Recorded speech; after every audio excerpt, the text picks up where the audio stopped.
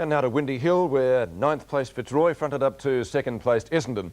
Despite that fairly wide gap between the two teams on the ladder, the Roy's recent record against the Bombers is good, having won 5 of their last 9 meetings.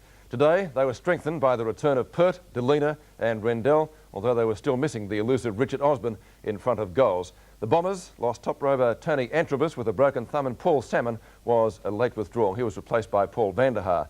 Today, they were going for their 4th one on end, while the Lions were trying to stop a run that had seen them lose their past 3. With me in the commentary box today, Peter McKenna and Don Scott. And tonight we pick up the play with Essendon leading by 10 points midway through the 3rd quarter. Wielden stands the mark. Walsh hugs the boundary line with the kick. Rendell at the back has outmarked Madden. No, push Peter, the umpire said. It's Matt Rendell. Taking touchwood, perhaps Harvey. Now, Harvey's played a good game today. And Armstrong, who's playing his 50th, making sure he didn't play on. Mark Harvey, 6 marks, 10 kicks, 5 hand passes.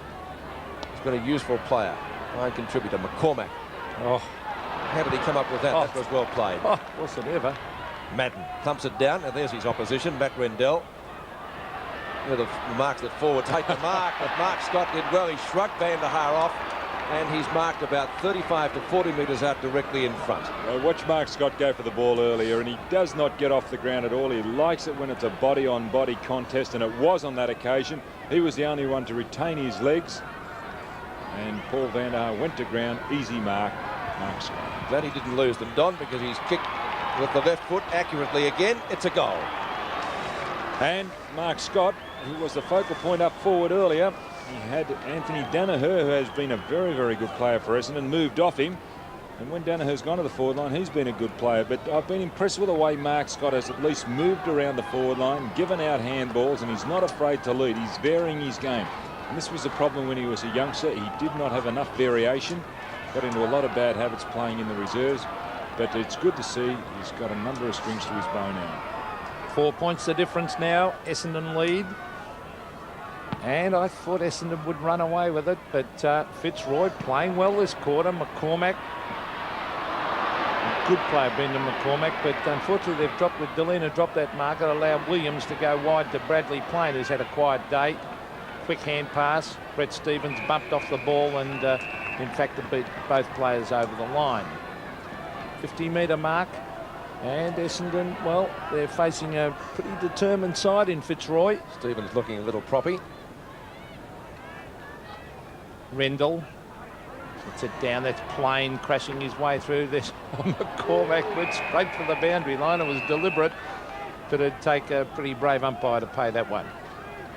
So boundary throw in again, 60 metres out from the Essendon goal.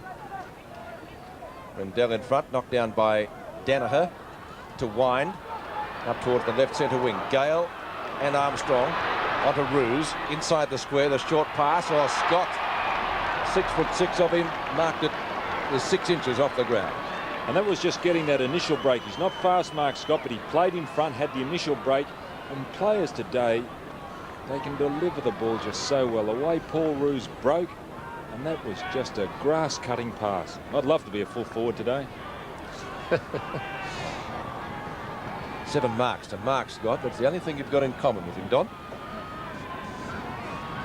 He's got the same number as you used to have, as I remember.